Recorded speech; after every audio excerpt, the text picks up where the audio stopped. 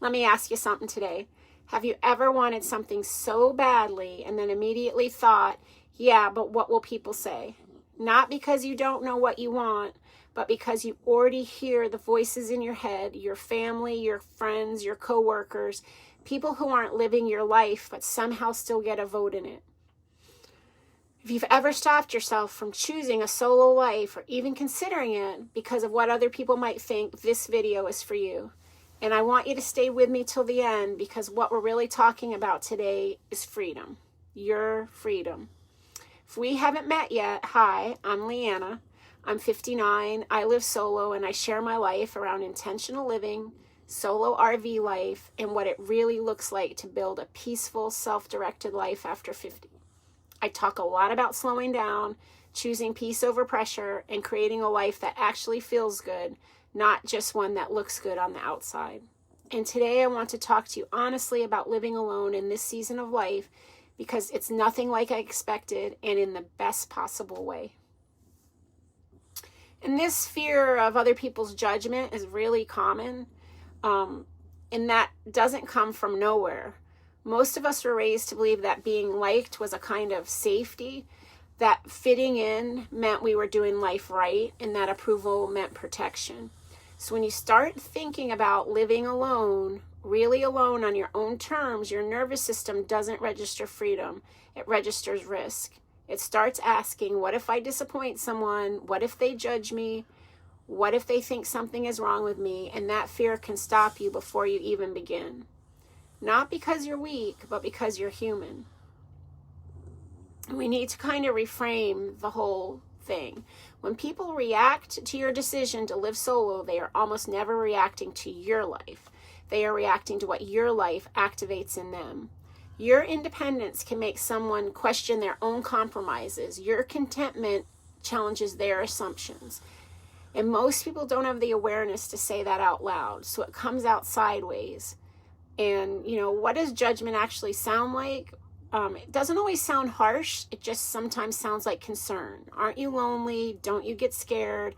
I could never do that. I just worry about you. Those comments land deeply because they sound reasonable, they sound loving, and they sound like they're concerned about your safety. But most of the time they're not. They're about discomfort. And that's projection. Projection is when someone imagines themselves in your position and hands you their emotional reaction. They imagine living alone and feel panic, so they assume you'll feel panic. They imagine quiet evenings and feel emptiness, so they assume you're lonely. They imagine stepping outside the norm and feel exposed, so assume you're being reckless. But you are not living their nervous system, you are living yours. Their fear is real, it's just not your fear. And for some people, your independence is unsettling, not because it's wrong, but because it highlights paths they didn't take. Your choice asks quiet questions. Could I have chosen differently? Did I give up too much of myself? Is it too late now? And those questions can be painful for other people. So instead of facing them, it's easier to question you. Sometimes the reaction isn't about safety at all. It's about identity. If you were always the one who played or stayed close, who played the role, you made things easier for everyone else. Your independence changes the system.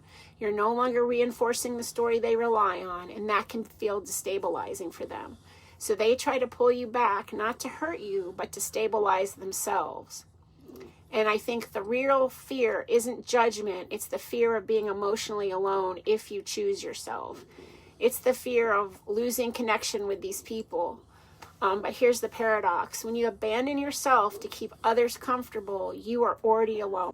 A lot of it involves explaining. So when you stop over-explaining your life and defending your choices and trying to make them easier for others to accept, the pushback softens.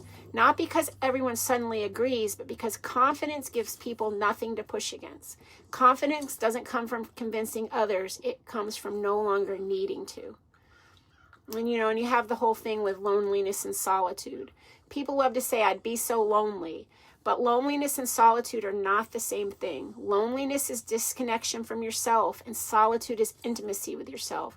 Living alone doesn't isolate you. It removes the noise that kept you from hearing your own voice. And that voice is wiser than you ever were taught to believe. And when you choose a solo life, you gain things no one talks about.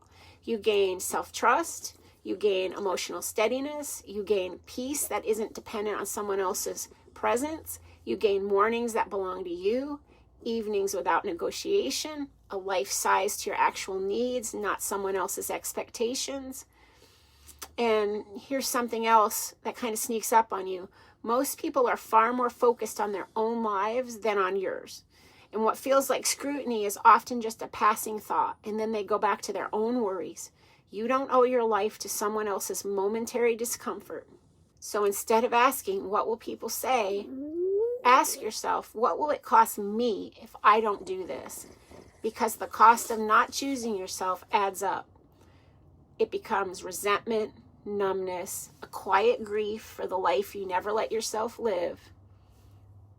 And for the woman who's still afraid, if you're scared, that doesn't mean you're wrong. It means you're standing at the edge of growth.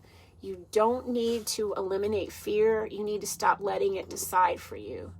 You can be afraid and still choose yourself. You can be misunderstood and fulfilled, and you can disappoint people and live honestly. And the final truth, the people who truly love you will adjust. The people who don't were never meant to be in your life.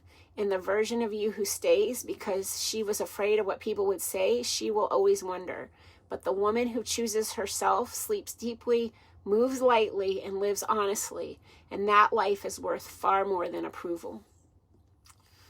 So if this video resonated with you, let me know in the comments.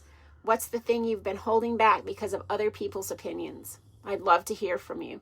And what if you want more conversations like this about living independently, choosing peace, and building a life that fits you, subscribe to this channel.